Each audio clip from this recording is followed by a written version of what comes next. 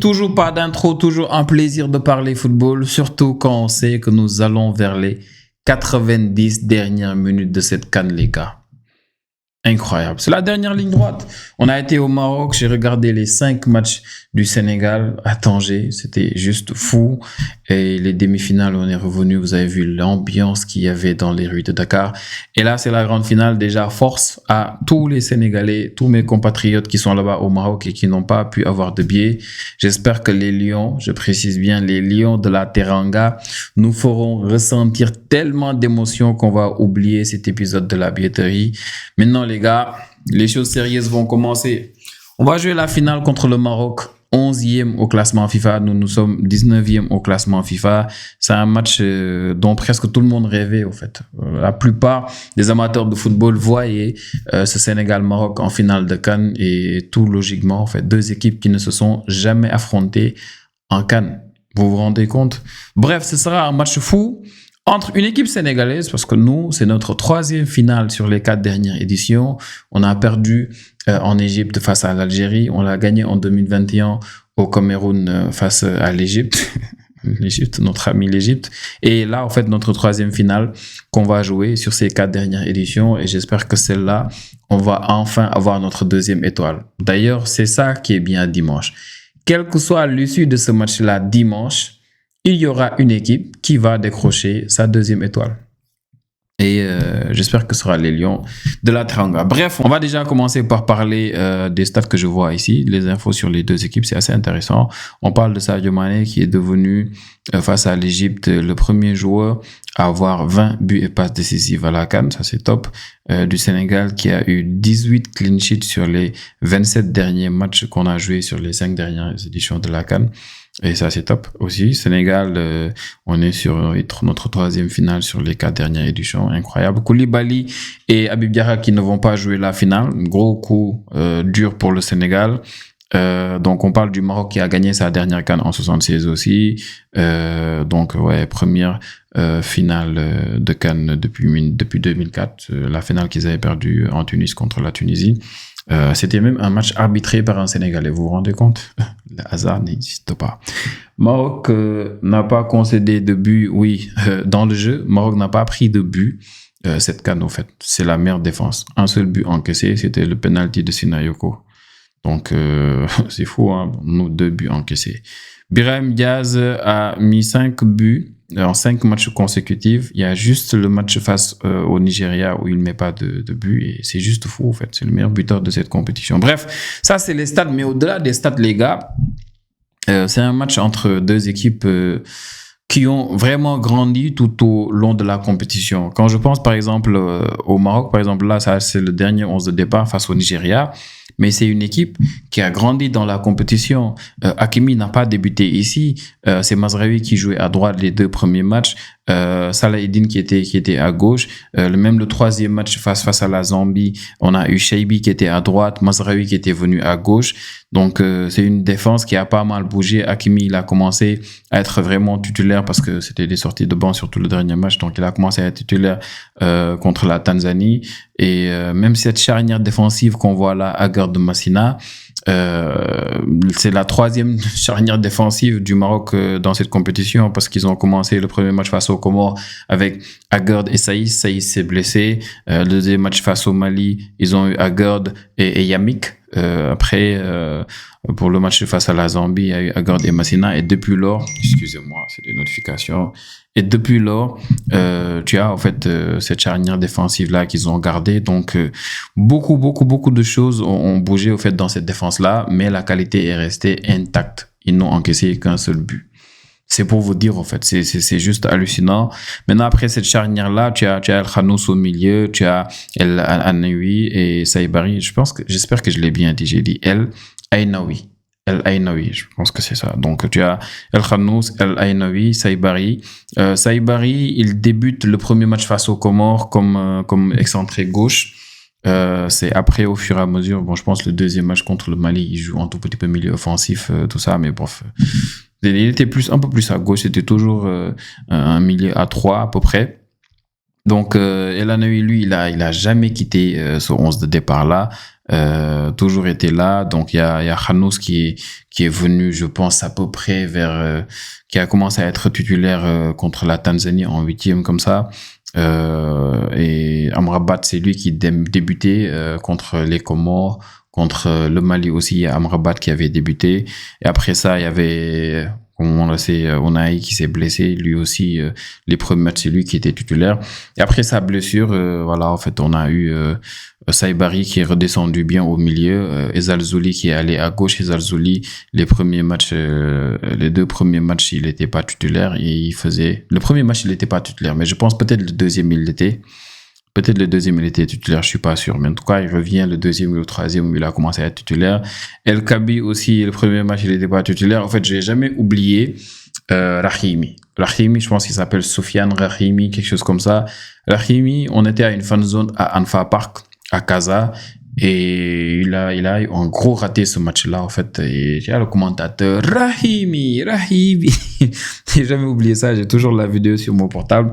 Et c'était bien drôle. Donc, j'ai jamais oublié qu'il n'était pas titulaire. Après, El Kabi était venu. Vous avez vu son but incroyable. Après, il était titulaire face au Mali. Ce but, il a vraiment lancé dans cette compétition-là.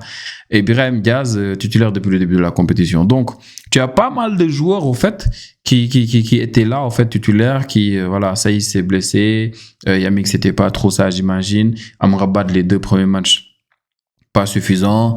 Onaï s'est blessé aussi. Rahimi, c'était pas trop ça. El Kabi est venu. Bref, on a eu cette équipe-là maintenant pour la finale. Donc, je pense qu'on n'aura pas autre chose. Je pense que c'est ça qu'on aura très sérieusement pour la compo.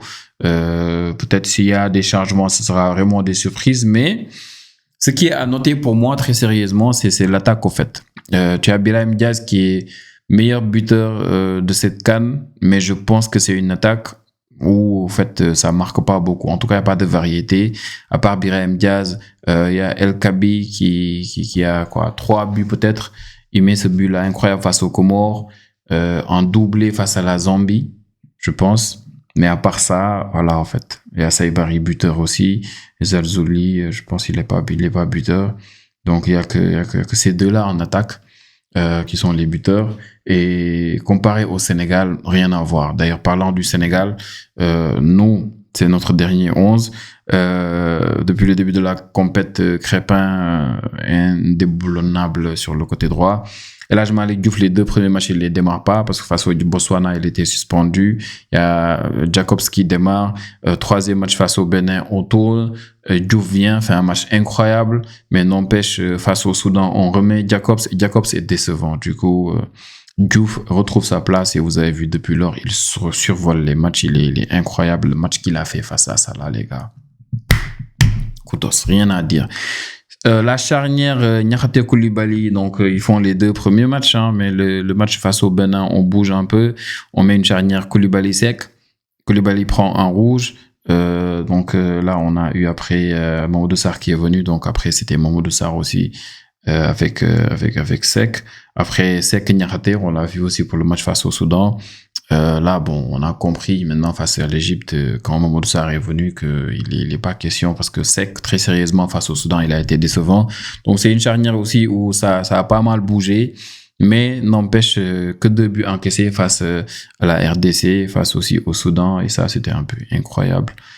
Donc le milieu aussi pareil, on commence la compète avec 2 milieux, Gana Gueye, Pape Gueye pour les 2 premiers matchs. Pour le 3e match, on démarre avec Pape Matar Sarr, Gana Gueye et Habib Diarra, je pense. Non, et Lamine Camara.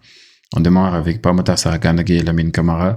Bon, Lamine Camara, c'était pas trop ça. Pape Matar Sarr aussi pareil, mais Lamine Camara s'est vraiment ressaisi dernièrement et ces 2 derniers matchs étaient top. Donc en attaque assez similaire aussi, même si bon, Ismaël Sarr était titulaire au début, après Iliman Ndiaye est resté titulaire. Bon, lui depuis le début de la compétition, Nicolas Jackson était titulaire au début. Face au Bénin, on a un peu modifié le 11. Face au Soudan, il nous a fait un petit truc, voilà, quoi. On en a parlé quand on a débriefé le match. ce jour-là, parce que bon, il est sorti, il était un peu énervé, c'est Boulaye qui devait rentrer, il s'est comporté d'une certaine manière, et on l'a pas vu face au Mali. Donc on s'est tous dit qu'il a été sanctionné. Bon, si c'est le cas, en tout cas, face à l'Égypte, il a montré qu'il devrait vraiment être titulaire. Habib Diallo aussi a été titulaire face au Bénin. Chérif Ndiaye en sortie de banc aussi, c'est intéressant. Sadio Mané, rien à dire. Donc l'attaque au fait du Sénégal, j'en parlais tout à l'heure pour le Maroc. Le Maroc, tu as Brahim Diaz, tu as El Kabi, c'est ça les buteurs. Tu as aussi Saïbali comme ça, lui il est plus dans le half space un peu. Bon, ça permute bien des fois avec Ezalzouli, tout ça, mais bref, c'est ça les buteurs. Mais au Sénégal, regardez les gars, tu as Jackson qui a 2 buts, tu as Habib Diallo qui a 1 but, tu as Chérif Ndiaye en sortie de banc qui a 2 buts, tu as Sadio Mané qui a 2 buts aussi face à la RDC, face à l'Égypte, incroyable. Iliman Ndiaye 1 but, le but face au Mali. Tu as Ibrahim Bey, son but incroyable face au Soudan. Tout ça, c'est des attaquants. 6 attaquants du Sénégal ont marqué des buts. Tu as Ismaël Sarr, lui, qui met pas de but, mais qui est décisif parce qu'il a une passe décisive face au Botswana depuis, voilà. Mais c'est juste pour vous dire, au fait, la variété qu'il y a en attaque au Sénégal côté buteur, c'est incroyable. Je pense qu'on a 12 buts, j'en parlais tout à l'heure. Et après, bon, il y a les 2 buts là de Pape Gueye, face au Soudan, et avec un milieu à 3, ça montre que quand on a un milieu à 3, ça libère Pape Gueye, ça lui permet de se projeter un peu plus. Et ce jour-là, je pense, contre le Soudan, il y avait lui, Habib Diarra et Gana Gueye comme ici. Donc, c'est un peu ça, ces 2 équipes-là. Et ça promet. Ça promet parce que très sérieusement, les gars, moi, je vous le dis, c'est le match où on est sûr que les 2 équipes ont la capacité de vraiment faire le jeu. L'Égypte a refusé de le faire face au Sénégal, mais je pense que le Maroc, ils seront obligés de le faire face à leur public. Ils le feront. Maintenant, bon, stratégiquement, on peut décider, voilà, en fait, de laisser la balle à l'adversaire, comme Eric Chell, il l'a fait face au Maroc. Et pour moi, c'était une bêtise parce que quand tu as la possibilité de priver ton adversaire du ballon, ne serait-ce que pour, voilà, en fait, sur l'ensemble des 90 minutes, 20 à 25 minutes, 30 minutes, 40, qu'importe, tu dois le faire. Tu dois le faire parce que quand tu as une équipe qui conserve bien la balle, qui garde bien la balle comme il faut, comme le Maroc l'a fait face au Nigeria, qui minimise un tout petit peu, voilà, les erreurs individuelles, pas de perte de balle, pas tout ça, tu es mort, en fait. Tu es mort. Tu n'as pas beaucoup de temps d'exister et les rares fois où tu existes, tu es obligé d'être clinique. Sinon, après, quand tu perds la possession, voilà, en fait. Bref, leur stratégie n'a pas marché. Donc, il y a pas mal de choses à dire, les gars, sur ce match-là. J'ai tellement de choses à dire, côté stratégie, côté, voilà, en fait, ce que pour moi, Pape Thiaw devrait faire pour ce match-là, ce que pour moi, Walid Regragui devrait faire pour ce match-là. Mais je pense personnellement que c'est la finale et qu'il n'y a aucun coach qui va venir et vouloir créer en finale. Pour moi, ce que tu fais depuis le début de la compète, c'est ce que tu dois faire pour la finale et puis basta. Peu de coachs ont les cojones de venir en finale et de créer des choses. Je sais que vous allez penser à quelqu'un. J'ai pas donné de nom. Mais je pense qu'il y aura pas de création. Je pense que les 2 équipes à peu près se présenteront comme ça.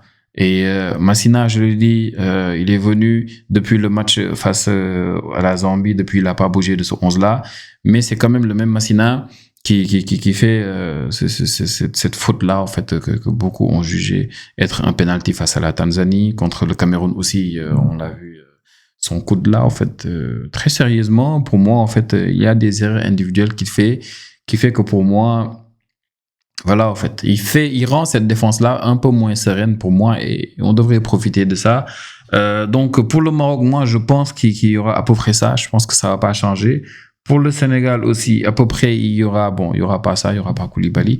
Mais on va essayer de faire le 11 probable du Sénégal. Et là, je pense qu'il y aura pas beaucoup de surprises aussi. On sait qu'il y aura Mendy derrière, tranquille, à droite. Crépin qui nous fait, pour moi, c'est le meilleur arrière droit de cette CAN. Il est juste incroyable. Diouf, le match qu'il nous a sorti déjà face au Bénin, c'était incroyable. Face au Soudan en deuxième mi-temps quand il vient solide aussi. Ce qu'il nous a proposé face au Mali et aussi les gars face à l'Égypte. Salah, comment non. Là, je Malick Diouf était juste incroyable. À droite, Mamadou Sarr, les gars. Bon, j'ai essayé d'écrire Mamadou Sarr. Ah non, il y avait Mohamed Sarr tout de suite en bas. Non, c'est pas lui. Et on va être Mohamed Sarr. Mohamed Sarr.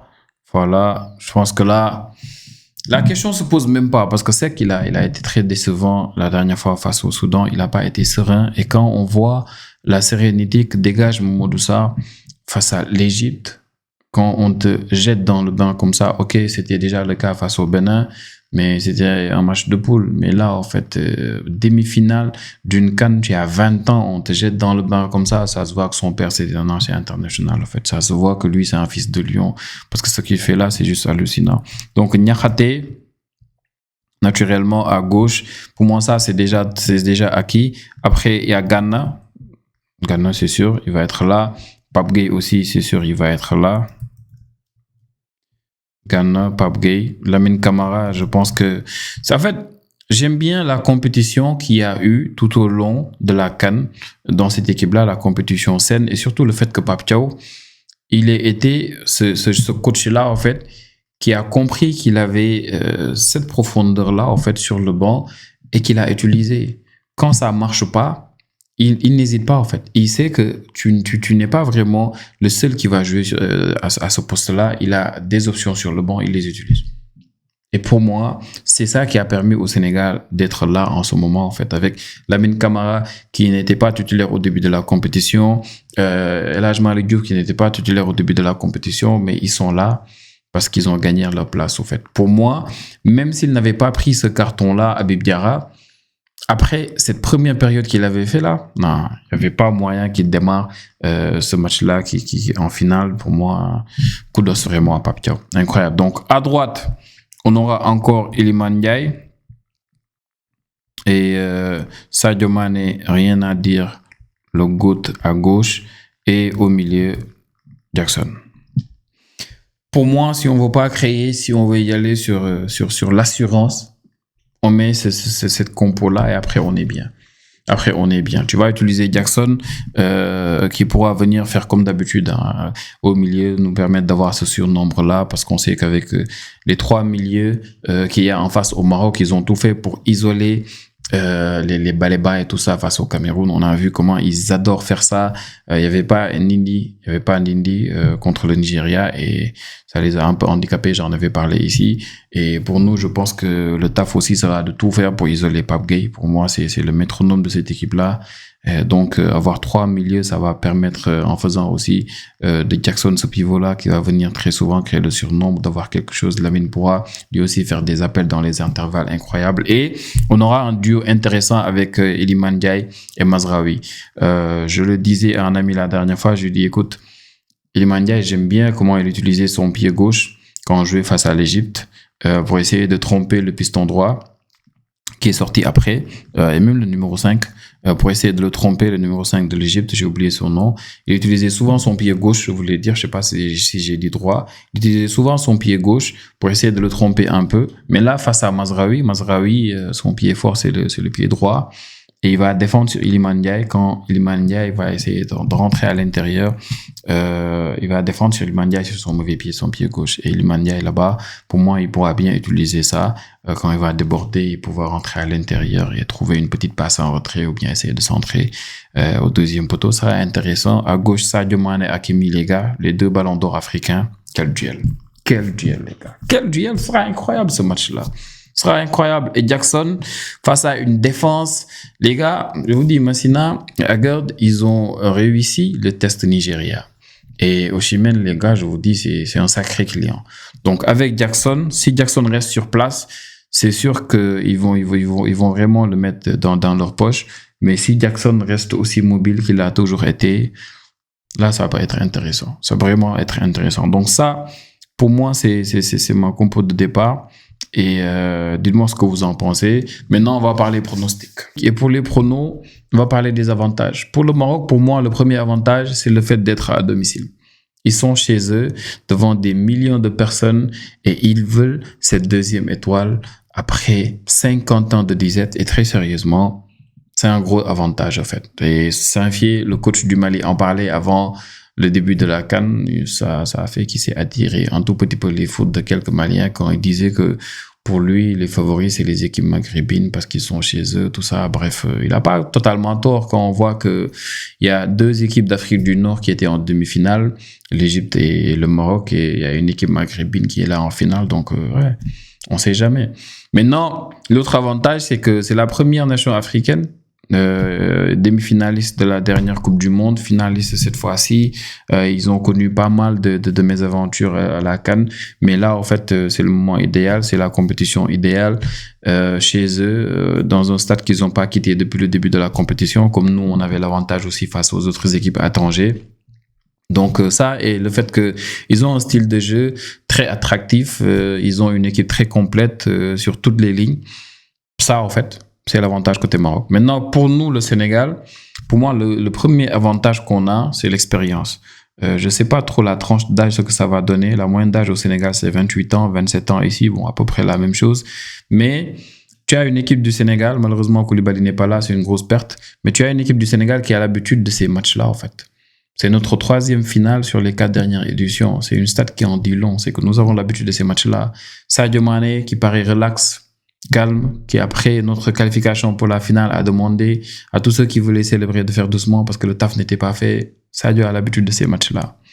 Gana Gueye qui, même en zone mixte, après quelques matchs, quand on disait que ça jouait pas très bien face à la RDC, tout ça, il disait tchoki, doucement, doucement.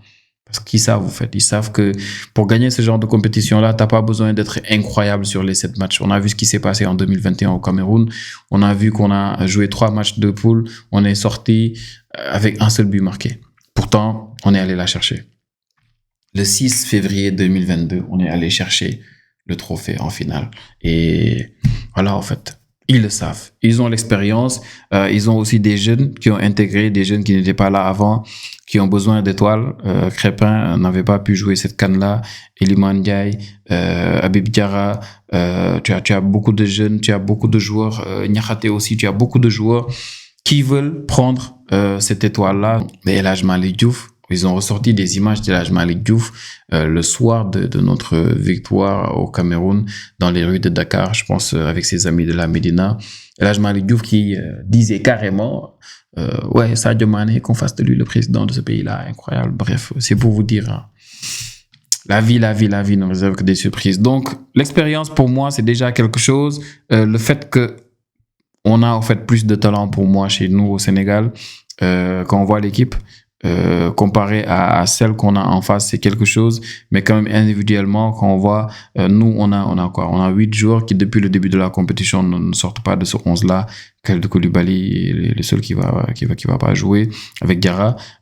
Mais de l'autre côté, tu as peut-être 5 joueurs qui n'ont pas bougé, peut-être Birame Diaz, El Ainaoui, Agard, Mazraoui aussi et Bounou. Tu as ces 5 joueurs-là qui n'ont pas bougé de ce 11-là depuis le début de la compète. Hakimi est venu un peu plus tard. Chez nous, c'est autre chose. Et surtout, même sur le banc, en fait, tu as une équipe qui, voilà, en fait, je parlais d'Ibrahima Mbaye, je parlais de Chérif Ndiaye, Habib Diallo, nos attaquants qui en sortie de banc mettent des buts. Et ça, c'est pas la même chose côté Maroc. Et pour moi, ça a fait qu'on a un gros avantage, c'est que notre effectif est large. Individuellement, on a plus de talent chez nous. On a un style de jeu très varié. On est venu dans cette compétition avec 3 formations. Et surtout, les gars, on l'a déjà gagné récemment. Après tout ça, pronostic pour moi, 2-1 pour le Sénégal ou 3-1. Je vois un match où vraiment on va garder la balle, où ils seront très mesurés, les Marocains, ils vont essayer d'avoir la possession, mais voilà, en fait, pour moi, à un moment donné du match, même vers la 60-70e minute comme ça, il y a moyen qu'ils soient un tout petit peu fatigués. Ils ont joué des prolongations récemment, nous on n'a pas de jouer de prolongation depuis le début de cette compète. Ça vaut pas tout dire, mais quand même, c'est quand même quelque chose, le fait de jouer devant son public, la pression qu'il y a, le fait de vouloir tout donner sur chaque duel, beaucoup trop d'engagement, et après arriver à certaines minutes du match, si nous gérons bien nos temps forts et bien nos temps faibles aussi, surtout les débuts de match, début de première période, début de deuxième période, on peut vraiment faire quelque chose et créer quelque chose d'incroyable au Maroc. Donc 2-1 ou 3-1 pour le Sénégal, c'est mon pronostic. J'attends vos pronos, les amis. N'oubliez pas de vous abonner, laissez un petit commentaire. On se revoit pour la prochaine vidéo. Prenez tous bien soin de vous. Ciao, ciao.